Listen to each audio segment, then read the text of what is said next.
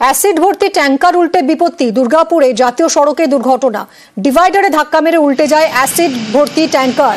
দুর্ঘটনার পরে ধোঁয়ায় ঢেকে যায় এলাকা। কথা বলবো অর্পণের সঙ্গে। অর্পণ, কিভাবে ঘটলো এই দুর্ঘটনা, এখন কি পরিস্থিতি?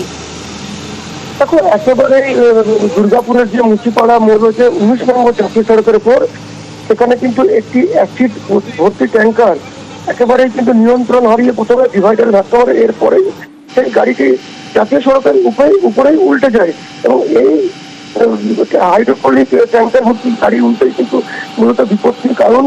আসানসোল বর্ধমানগামী যে লেন, সেই লেনে কিন্তু যান চলাচল বন্ধ করে দেওয়া হয়।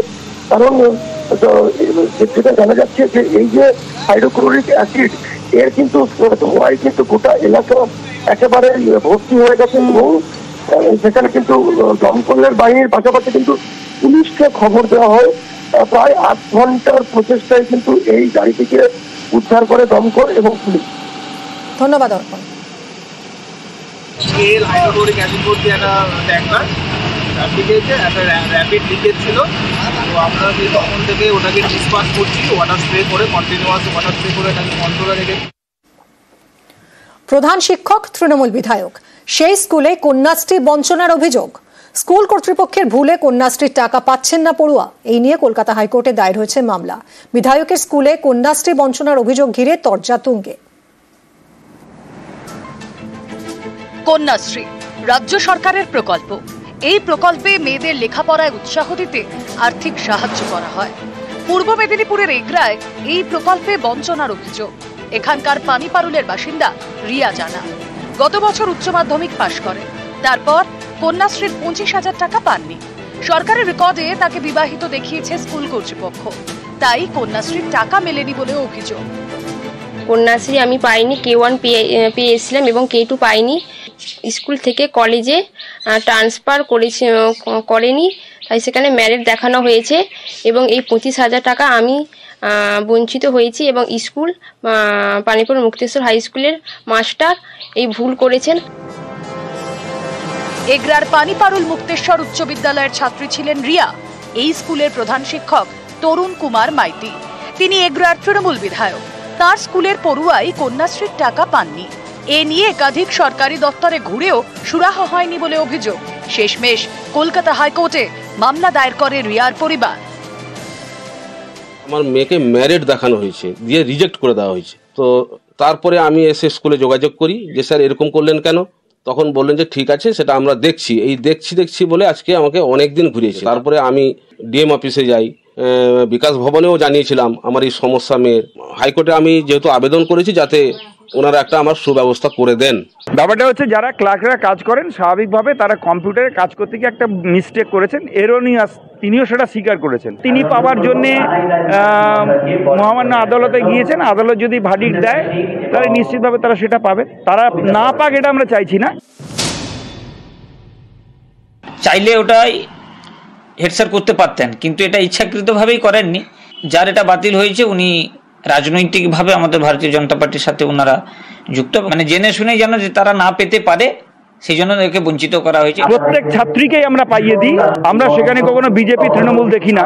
এটা বিজেপির মতো যারা ঘৃণ্য মানসিকতা পোষণ করেন তারাই এই কথাগুলো বলতে পারেন। ছাত্রদের মধ্যে রাজনৈতিক বিভাজন তৈরি করার চেষ্টা তারা করতে পারেন, আমরা এটা করি না।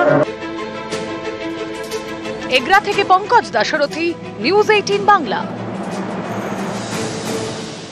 নদিয়ায় প্রাইমারি স্কুলে 2 জন স্থায়ী শিক্ষক, কেউই আসছেন না। প্রধান শিক্ষিকার অভিযোগের ভিত্তিতে সহকারী শিক্ষককে গ্রেফতার করেছে পুলিশ। এরপর থেকে প্রধান শিক্ষিকাও স্কুলে গড়হাজির। ফলে স্কুলে শিক্ষকের অভাব, পড়াশোনা লাটে, পরীক্ষা স্থগিত। বাঁকুড়ায় আবার অন্য ছবি। এখানকার স্কুলে 52 লক্ষ টাকা তছরূপের অভিযোগ। স্কুলের গেটে তালা ঝুলিয়ে বিক্ষোভ অভিভাবকদের।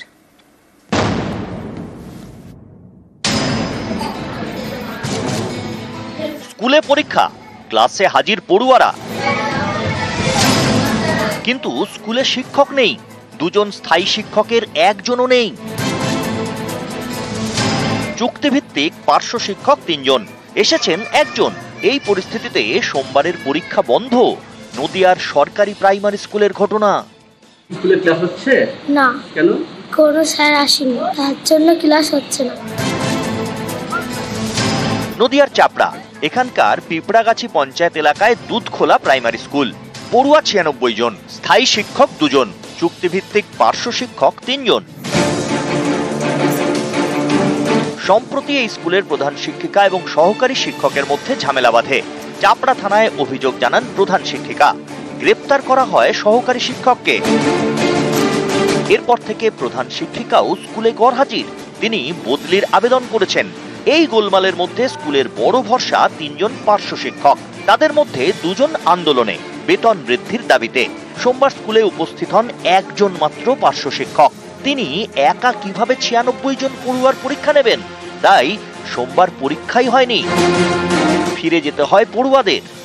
পরীক্ষা হওয়ার কথা ছিল, পরীক্ষা হচ্ছে না, ওই জন্য আমি সব নিয়ে এসেছি, কিন্তু পরীক্ষা হচ্ছে না। স্যারও নেই, ম্যাডামও নেই, কেউ নেই, ওই জন্য বাড়ি নিয়ে চলে যাচ্ছি। প্রধান শিক্ষিকার সঙ্গে শিক্ষকের একটা ব্যক্তিগত সমস্যার জন্য প্রধান শিক্ষিকা শিক্ষকের নামে কেস করেন।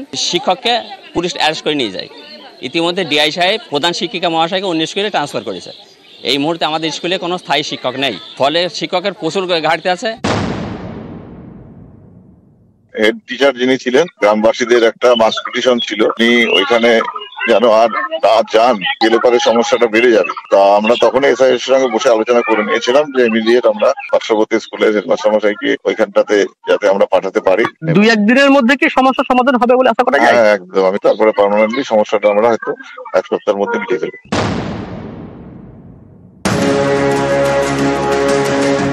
বাঁকুড়া 2 নম্বর ব্লকের মগরা হাই স্কুল, জেলার অন্যতম নামী স্কুল। সোমবার এই স্কুলের গেটে তালা ঝুলিয়ে বিক্ষোভ দেখান অভিভাবকরা।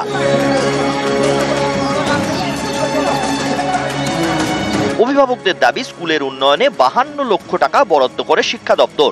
2019 সাল থেকে ধাপে ধাপে স্কুলের অ্যাকাউন্টে টাকা ঢুকেছে।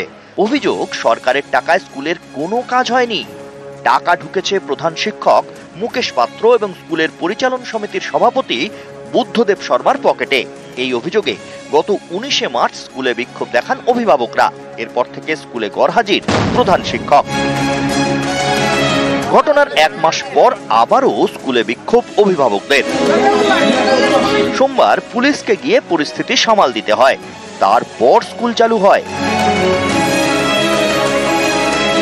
বিডিও সাহেব, ডিএম সাহেবকে, এসডিও সাহেবকে আমরা যথাযথ লিখিত আকারে পাঠাই। পরে ক্ষেত্রে আমরা খবর পাই যারা এই টাকা তজরুপ করেছে তাদের বিরুদ্ধে এফআইআর করেছে।